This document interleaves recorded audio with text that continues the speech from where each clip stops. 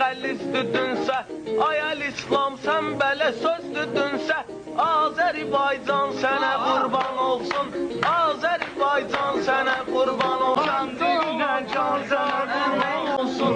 Nə açığım, nə də bağlım olmusan, sən nə pastım, nə də yağlım olmusan, ay Rəşadaş, nə dağlım olmusan, Əhmədli mehman sənə qurban olsun, Əhmədli mehman sənə qurban olsun. Bana da ay əlidir çəlginən, bir əzliyib sonra da dinzəlginən, çətin vaxtda mənim yanma gəlginən, nəyim var imkan sənə qurban olsun, nəyim var imkan sənə qurban olsun.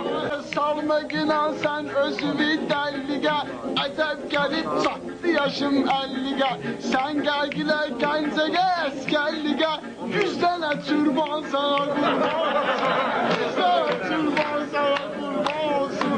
Ay canavacan sənə balası onda canlı olsun da mən, bak görmüşəm bunu röyasında mən, gördüm bunu eşq röyasında mən, balinəyəm söz dəryasındayam, həmin ki ümman sənə qurban olsun, həmin ki ümman sənə qurban olsun.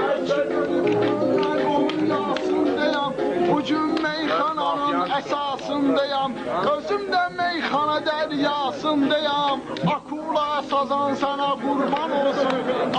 Rəşad işləyir, məsəl var ki işləyəndə dişləyir, ay əl-İslam gecə barlar işləyir, 100 dənə ceyran sənə qurban olsun, 100 dənə ceyran sənə. Gərək üddah olum mən, nə nalə olum, nə də ah olum mən, bir dənə qoy məni padişah olum mən, Mülkü Süleyman sənə qurban olsun, Mülkü Süleyman sənə qurban olsun. Mən qalım getirmişəm ocağa, gəldim meyxanada bu cür marağa, araq içib əyilməcindən arağa, qoy ələ iskan sənə qurban olsun, qoy ələ iskan sənə qurban olsun.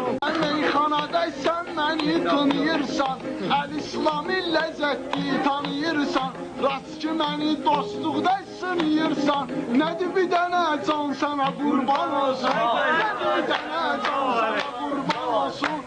Adımı ucatmısan sən, hələ bilmən İslami qaratmısan sən, İlahi nələri yaratmısan sən, hamısı yaradan sənə qurban olsun, hamısı yaradan sənə qurban olsun. Eylə, ya da ki kimdənsə şikayət eylə, əvvəlcə Allaha ibadət eylə, cənnət-i rizvan sənə qurban olsun, cənnət-i rizvan sənə qurban olsun. İslam'a arıqdır, dəryalarda sürdüyü də qayıqdır, bir dənə məli uşağı var qatıqdır, Şərif o velman sənə qurban olsun, Şərif o velman sənə qurban olsun. İndi kimdirsən? Namık ilə Vələş,